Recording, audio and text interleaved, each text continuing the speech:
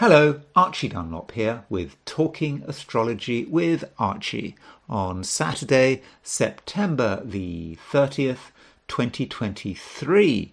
And in this video, I'm going to give you my I Ching forecast for the week starting on Monday, October the 2nd, 2023, and ending on Sunday, October the 8th, 2023.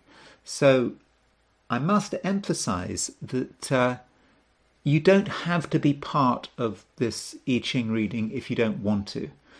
This I Ching reading applies to those who watch the video. If you don't want to watch this video and you stop watching now, then it doesn't apply to you.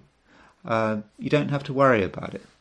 But if you insist on watching this video, yes, I think there's a chance that what I say does apply to you.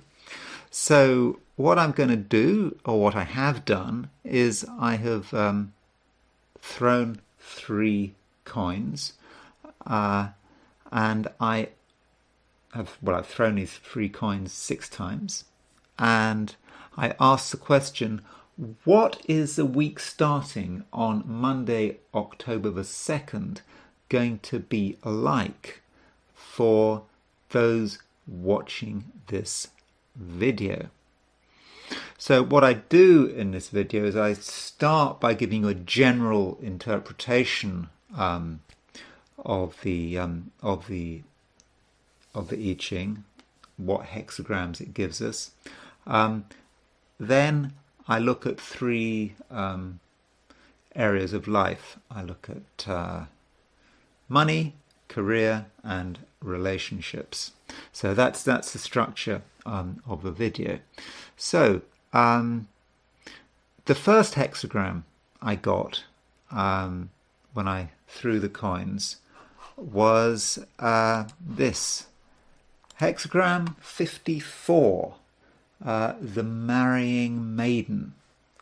So what it means is it's about a woman who gives in lightly. She gives herself lightly. She wants to be married. She wants to become part of the household, and she's rather keen. And there is a sense in which she's too keen. In a sort of Confucian society, it's not for women to be being sort of pushy, looking for husbands, that kind of thing. That's kind of not quite the done thing in Confucian society. And so there is a certain amount of negativity there with the marrying maiden. I suppose someone who gives themselves up too lightly, marries very quickly without asking questions. Maybe that person could be a problem, but it's more complicated than that, because we do have 2 moving lines. We've got a moving line, the 3rd line moves, and the 4th line moves, and these 2 lines have sort of contradictory meaning. So the 3rd line talks about someone who gives themselves up so lightly that it's almost humiliating. They're putting themselves in a servile position.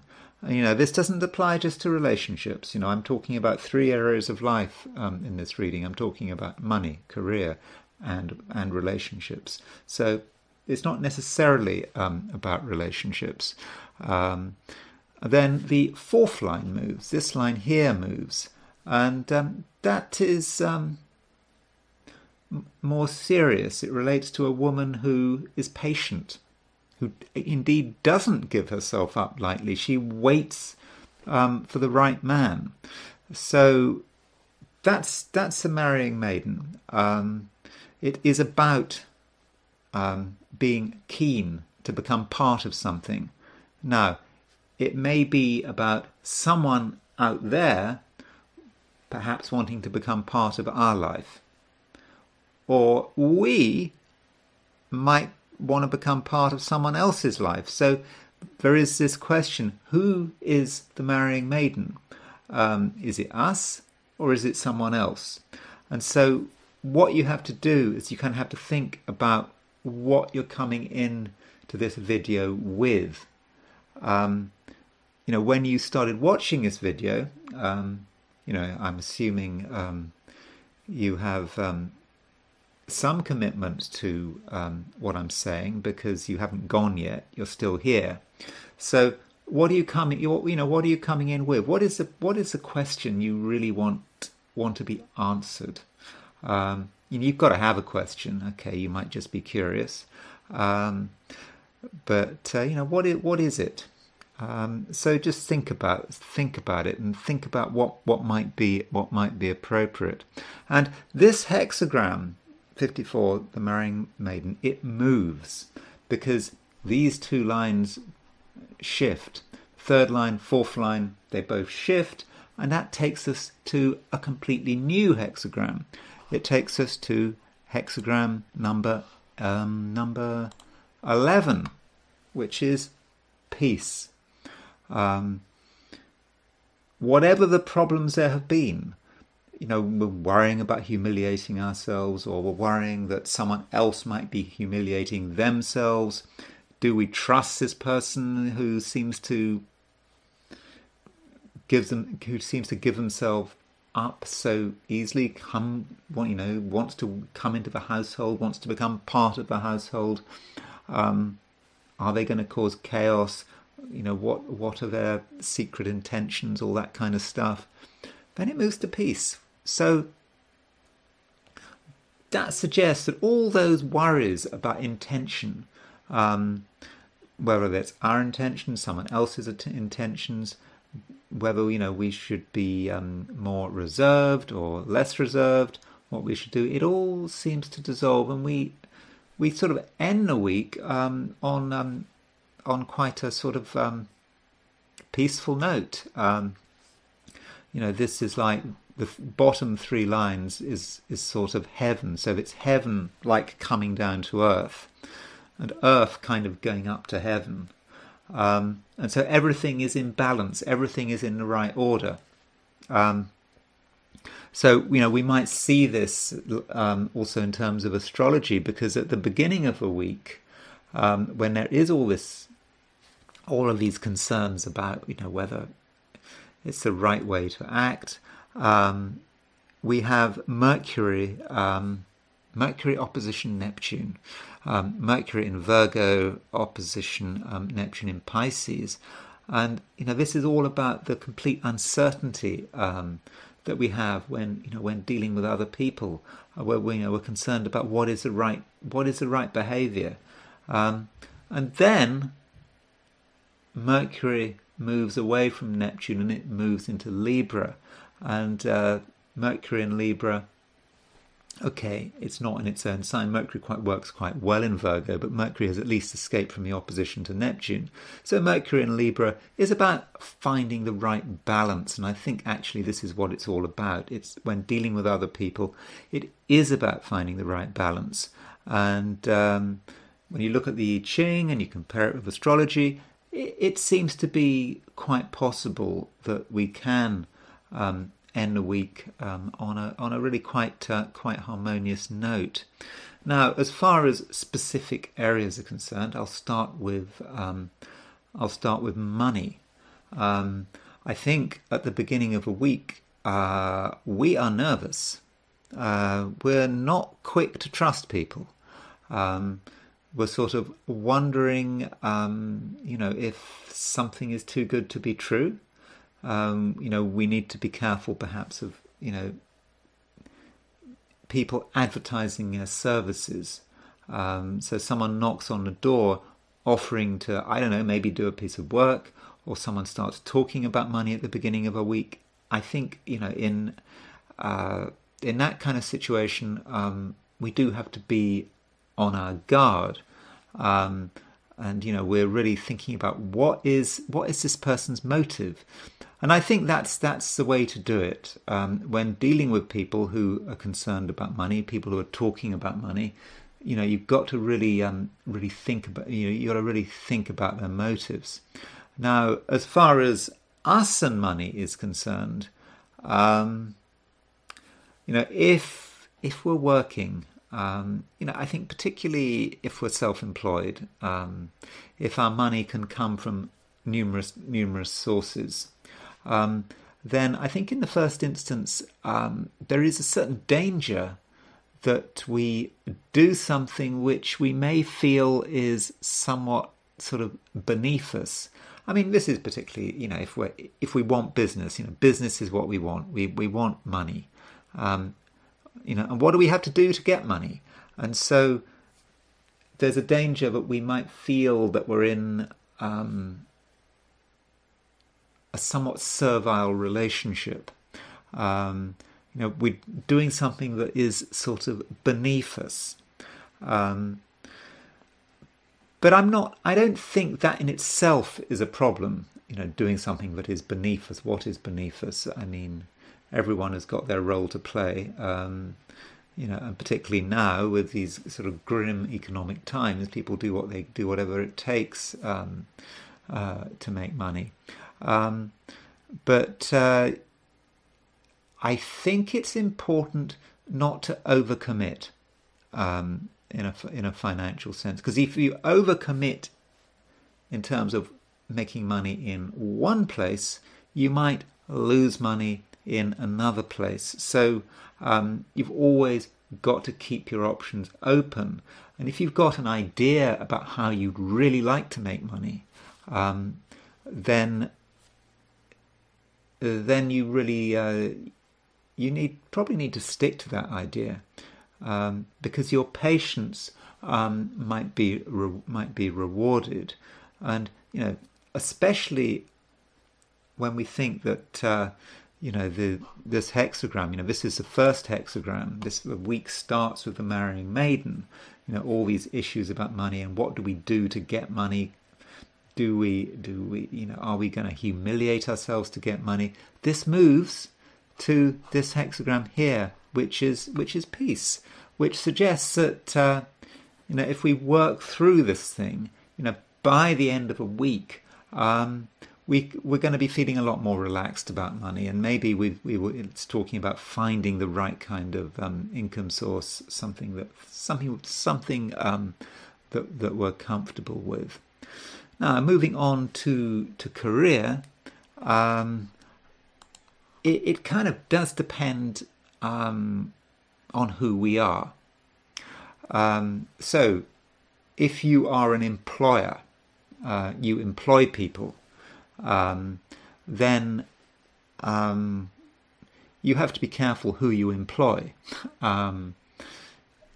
because the marrying maiden, that you might come across someone who say they'll do anything. They just want a job, whatever it takes. They'll do it, anything.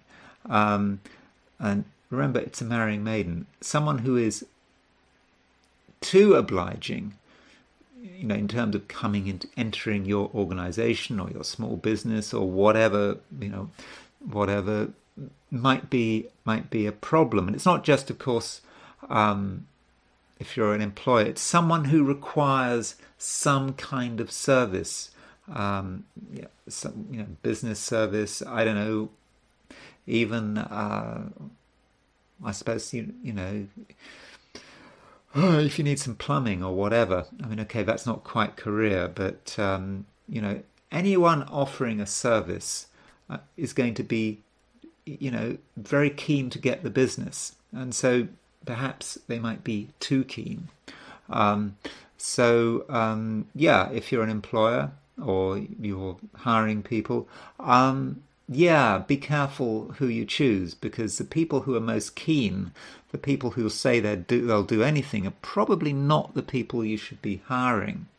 But there is another way of looking at it. We can look at it from a perspective as us, the employee, us looking for business, us looking for a job. In that case, it's important not. It's very important, not to humiliate oneself, not to just take